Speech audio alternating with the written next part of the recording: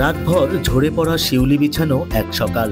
সাদা, কমলা, হলুদ বর্ণের শিউলি বা শেফালির এমন দৃশ্য এখনো ধরা পড়ে গ্রাম শহরের বাসাবাড়ি বা রাস্তার ধারে। ইট, কাঠ, পাথরের নগরে হয়তো সবার ভাগ্যে জোটে না শান্ত স্নিগ্ধ এমন সকাল।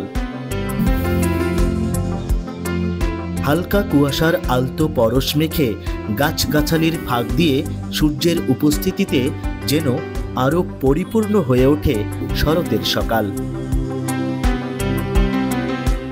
সূর্যের উত্তাপ ছড়ানোর আগ মুহূর্ত পর্যন্ত বিলে ঝিলে নিজেকে মেলে ধরে লাল শাপলা। সৌন্দর্যের প্রতিযোগিতায় পিছিয়ে থাকতে নারাজ পদ্ম। অবহেলা অনাদরে ফুটলেও টলমল করে ওঠে জলে ভাসা ফুল। দুপুর না গড়াতেই মেঘের দখলে নীল আকাশ। শান্ত নদীর স্বচ্ছ জলে হালকা ঢেউ, নৌকার ছুটে চলা।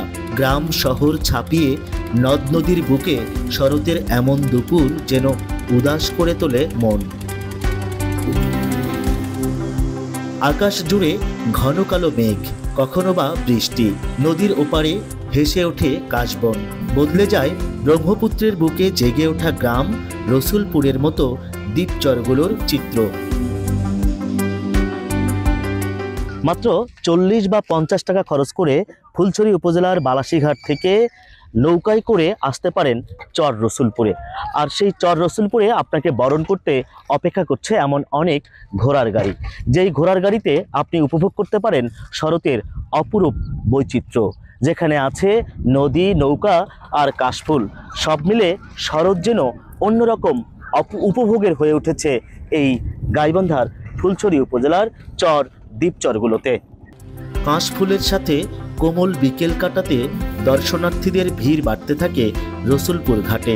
ঘোড়সওয়ার হয়ে ছুটে বেড়ায় চর দ্বীপচরের কিশোর তরুণরা, আর লাল হলুদ শাড়িতে তরুণীরা ঘুরে বেড়ান কাশবনে। দেখতে দেখতে ব্রহ্মপুত্রের জলে ছড়িয়ে পড়ে সূর্যের লাল আভা। ক্লান্ত মাঝির তখন বাড়ি ফেরার তারা। সলতে রং ধারণ করে ডুবে যায় সূর্য। ষড়ঋতুর বাংলায় এই তো শরৎ। হেদায়েতুল ইসলাম বাবু, স্টার নিউজ, গাইবান্ধা।